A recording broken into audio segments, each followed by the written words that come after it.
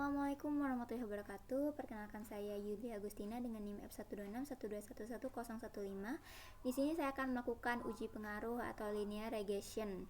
Nah, di sini regresi linear dapat menjadi alat yang berharga untuk menganalisis data dalam penelitian pendidikan. Peneliti dapat menggunakan regresi linear untuk mengeksplorasi hubungan antar variabel dan membuat prediksi tentang hasil di masa depan. Ada beberapa contoh bagaimana regresi linear dapat digunakan dalam penelitian pendidikan. Yang pertama, memprediksi prestasi akademik. Yang kedua, mengevaluasi intervensi pendidikan. Yang ketiga, mengidentifikasi faktor risiko. Di sini ada dua contoh rumusan masalah. Yang pertama, apakah ada pengaruh antar kemampuan digital literasi terhadap prestasi akademik mahasiswa IPS yang diukur dengan IPK? Yang kedua, apakah ada pengaruh antar pengalaman kerja terhadap produktivitas kerja guru? Nah, sebelumnya di sini kita akan membuka aplikasi SPSS terlebih dahulu, lalu analyze, regression, dan linear. Kita langsung ke datanya, kita buka analyze, lalu regression, kita klik linear. Nah, di sini kita akan masukkan nilai IPK ke dependent, lalu indikator literasinya ke independence, dan kita klik OK.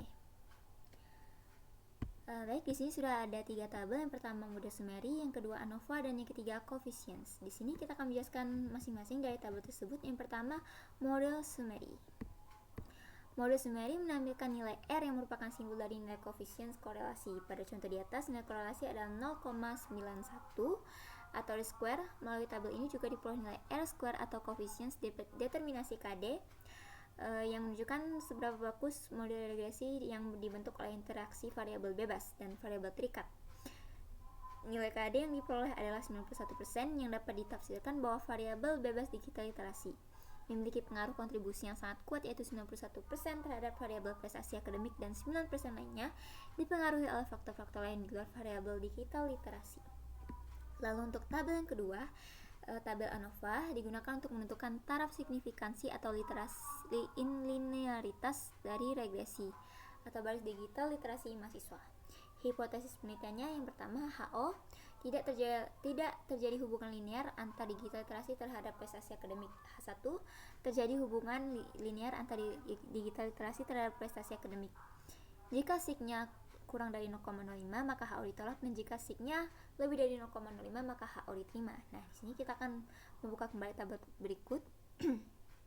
Di bagian ANOVA, di sini signya 0,00 yang berarti signya kurang dari 0,05 maka HO ditolak. Lalu untuk tabel yang selanjutnya ada tabel koefisien, menginformasikan uji koefisien dan uji konstanta. Hipotesis penelitian atau uji koefisien yang pertama, HO koefisien digital literasi tidak signifikan, dan H1 koefisien digital literasi signifikan. Jika signya kurang dari 0,05 maka HO ditolak, dan jika signya lebih dari 0,05 maka HO diterima. Di sini kita lihat kembali tabel koefisien. Di sini koefisiennya signya 0,00 yang berarti berdasarkan tabel keempat baris digital literasi diperoleh nilai hitung 24,525 dan signya 0,00, maka nilai signya kurang dari 0,5 dan dengan demikian HO ditolak. Koefisien digital literasi terhadap prestasi akademik signifikan. Yang selanjutnya ada hipotesis penelitian uji konstanta. Pertama, HO konstanta tidak signifikan dan H1 konstanta signifikan. Ketentuan jika sig kurang dari 0,05 maka HO ditolak, dan jika sig lebih dari 0,05 maka HO diterima. Di sini kita lihat kembali tabel konstan. Hasil T-nya 3,273 dan signya 0,01. Yang berarti berdasarkan tabel keempat baris konstan diperoleh nilai T 3,2720506 dengan sig 0,00. Nilai signya kurang dari 0,05, dengan demikian HO-nya ditolak. Nah, dengan demikian koefisien kemampuan digital literasi terhadap prestasi akademik signifikan.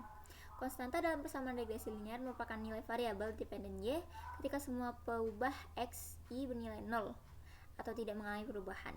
Nah, sekian penyampaian dari saya.